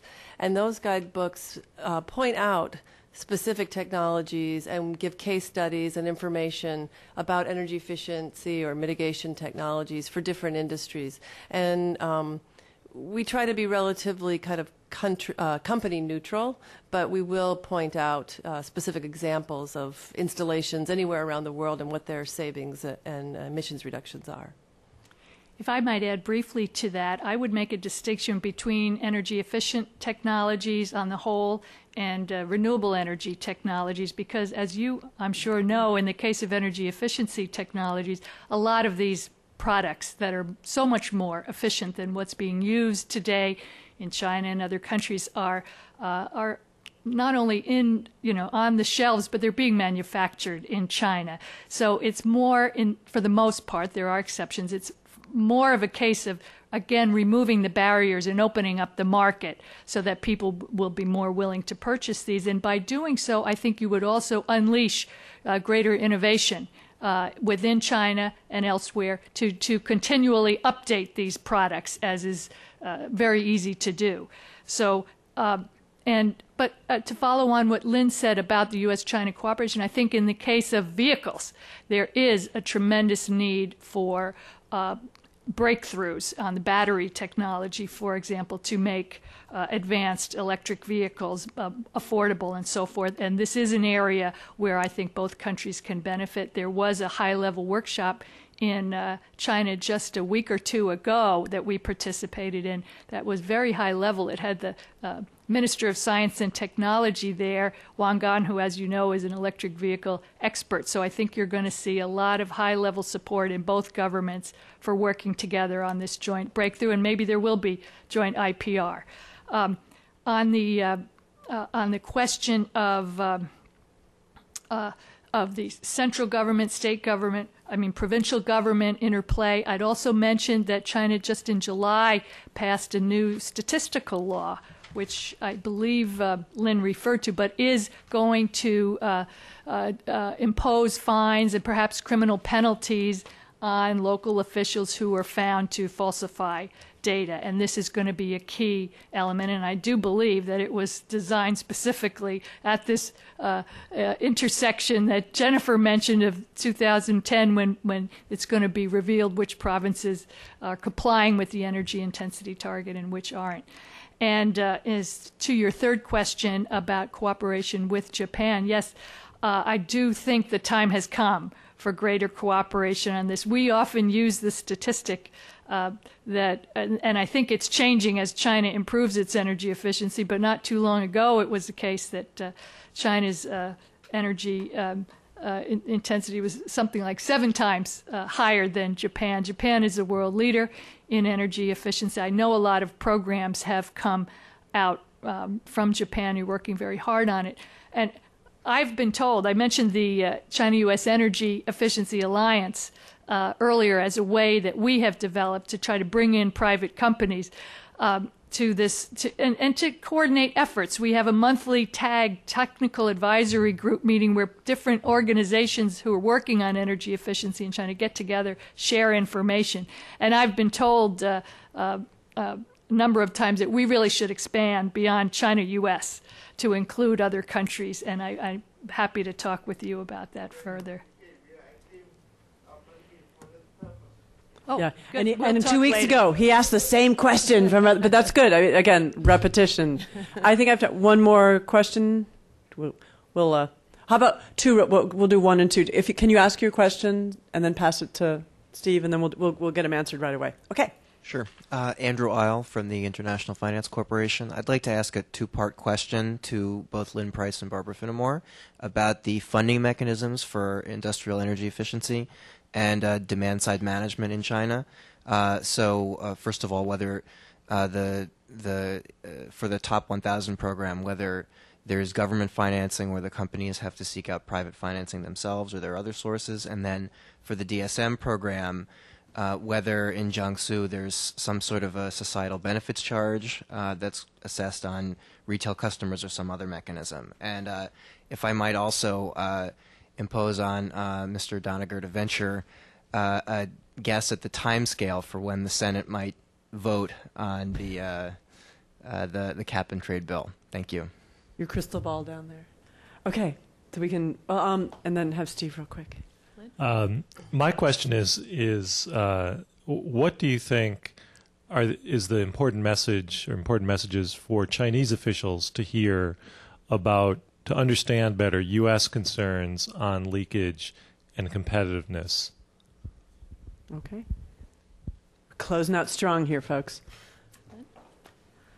Okay, so the financing for the Top 1,000 program is, as far as I understand it, and maybe there's other experts in the room like Bob Taylor that could answer this question better. There is a program that's designed actually for the 10 key projects, of which the Top 1,000 program falls under, or some projects that are implemented in the Top 1,000 plants. And so this funding mechanism pays 200 to 250 RMB per ton of coal equivalent saved to a plant that implements one of, I believe, 5 different energy efficient technologies. And they range from waste heat recovery to other, kind of large, all-encompassing type projects that can be undertaken by many different types of facilities. Regarding the amount of funding that's been allocated already, I'd have to look that up, which maybe I can do while other people are answering the question, or maybe Bob can supplement. Can someone get Bob a mic? Because we're webcast, so we want those nice people in Webland to hear Bob's wisdom. Bob Taylor, I was in World Bank for over 20 years working on these things. Continue working on that. Most of the investment finance comes from the market. The 1,000 enterprise system provides a strong incentive, so negotiating with enterprise what levels they need to improve. The state provides a subsidy that Lynn mentioned that's payable against actual energy savings achieved. It could be 200 renminbi, 250 renminbi per ton of energy saving capacity. That's maybe between 10 and 20%, if you just a ballpark number. So most of that has to come out of the market. Okay, thanks. I found the number. Ministry of Finance set up 7 billion RMB funding for this policy. There were 546 projects approved in 2007, bringing the incentives up to 2.8 billion RMB, and more than 1,200 applications were accepted in 2008. So, yeah, sounds about right. Okay. All right. So I was asked to speculate on the calendar. So the Congress, the whole Congress will pass final legislation in this Congress, but that probably means the final part of it is in next year. Now, the Senate Environment Committee is very, very likely to mark the bill up in early in the next month. Now, there's then a possibility that you could have Senate action still before Copenhagen or even during Copenhagen. But I think the most important thing is forward motion and a sense and a narrowing down of a broadening of support and a narrowing down of the range of possible outcomes. So if there's more clarity about where the target would be and more clarity about what the competitiveness provisions would be. Now, one of you asked what would be the most important thing for the Chinese or other countries to understand, I think, about the competitiveness issue, and that is that it not to see it as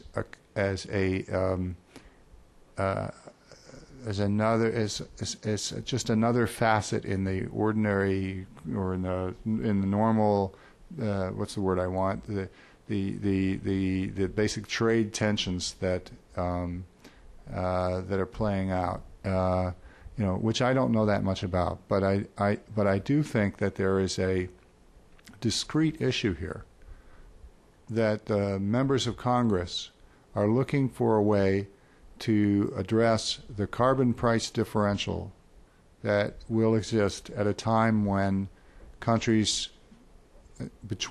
while we take action and other countries are gearing up to take action. Mm-hmm. And this is a discrete issue which is not part of a broader trade agenda, and there is a broader trade agenda, but this is separate from it. And it's important to see it as separate and solvable. And so to react to these measures as they're enacted on the basis of just what they are, and not as seeing it, I think, incorrectly as part of a broader approach. For example, there are pushes to put in border adjustments, border tariffs. This provision may well pass because of the carbon price issue, this particular differential, and I don't think that tells you anything about a tendency to pass broader border measures. Okay, yeah. Yep. May I just answer your question with respect to DSM? The current law in China does not permit provinces to enact their own system benefit charge or public benefit charge. And so provinces like Jiangsu and Hebei have had to scramble to find creative means of using a portion of their electric revenues to fund these province-wide demand-side management programs. And Jiangsu, for example, uses the profit that it makes from purchase of power beyond the contract rate. It continues to charge the consumer the same amount, but pays the generator less, uses the differential to fund the program. They also use profits from interprovincial sale of power. So together their program is about 100 million renminbi per year.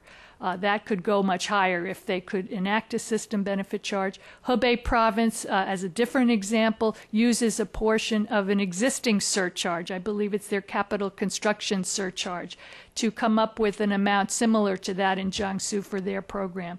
But as a result of the progress made in these two provinces, the NDRC has drafted regulations, comprehensive demand-side management regulations, that would allow provinces to enact their own system benefit charge. And those regulations are now in the central government consultation process, so we're hoping that they'll be published soon.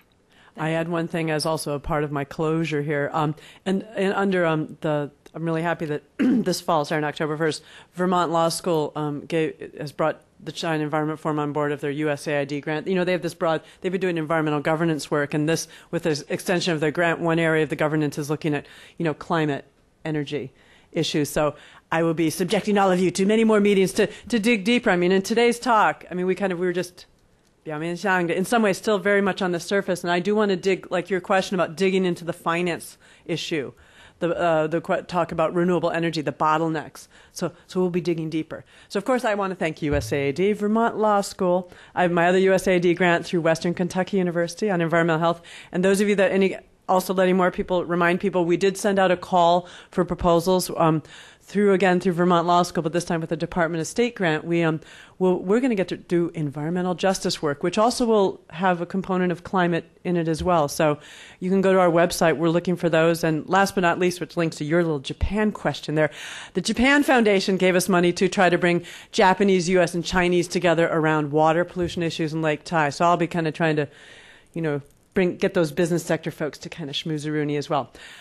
Thank the speakers, last but least, and audience for listening very obediently. Thank you.